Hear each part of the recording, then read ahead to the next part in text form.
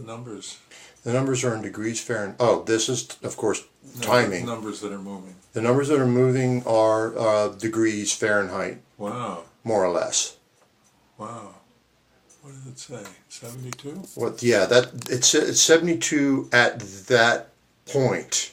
Oh, I see. So if I bring that point over the brighter areas, huh, the numbers increase. Huh. Which more or less conform to reality. Look at that. So it's heating at the bottom. It's shooting across. It's totally ignoring the vent. Yeah. That's...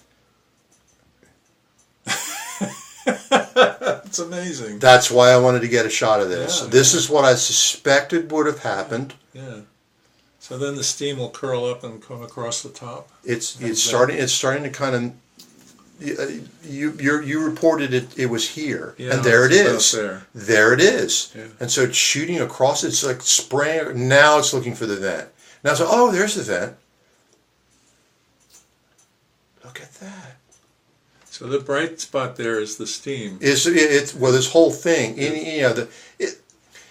These things go by emissivity, which can be changed by what the surface is, whether it emits it or not. Shiny surfaces tend to trick the infrared camera in believing that it's actually colder than it really is. These obviously aren't shiny surfaces. Right. Now the vent's probably really hot. So let's go touch it and verify. The vent's still cold. It's still cold.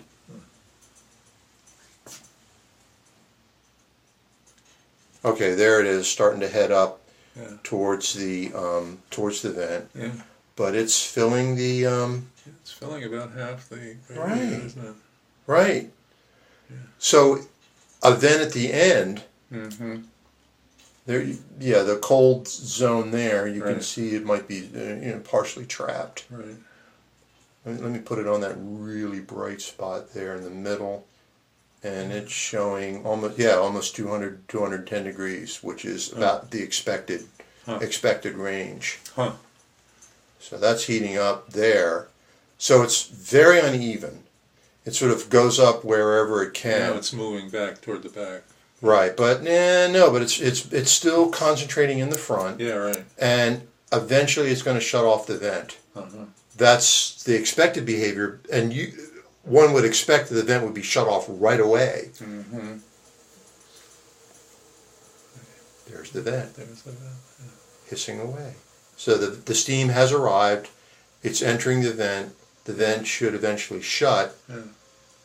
And so at least 3 sections of the radiator heated. There it's shot all the way in the back there. I see it. So the first 3 sections of the radiator are definitely hot, which is probably more than enough for this room. Yeah, yeah. Huh? That's fabulous. Yeah, that's...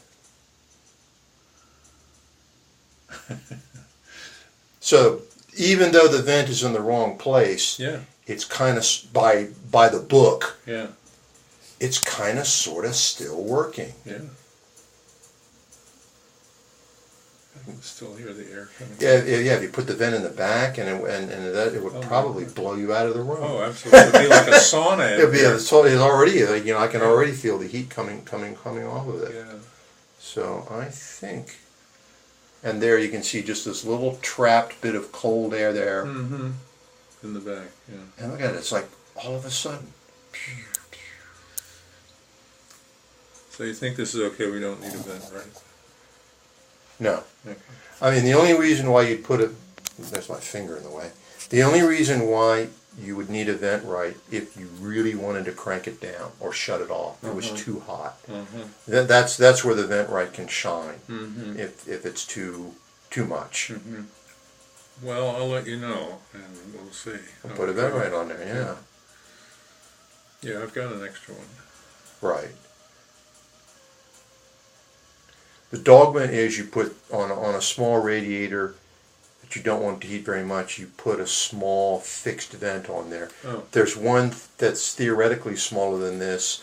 It's called either the Maida Mist or the Gorton number 4. And it's a tiny, tiny little hole. and they're usually, there's a range. These things are not precise. And so you can have a Gorton number 4 that can theoretically heat faster than a Hoffman number 40. Factory variations and so forth. So that's what you've got. Alrighty, so I am going to sign off. Okay.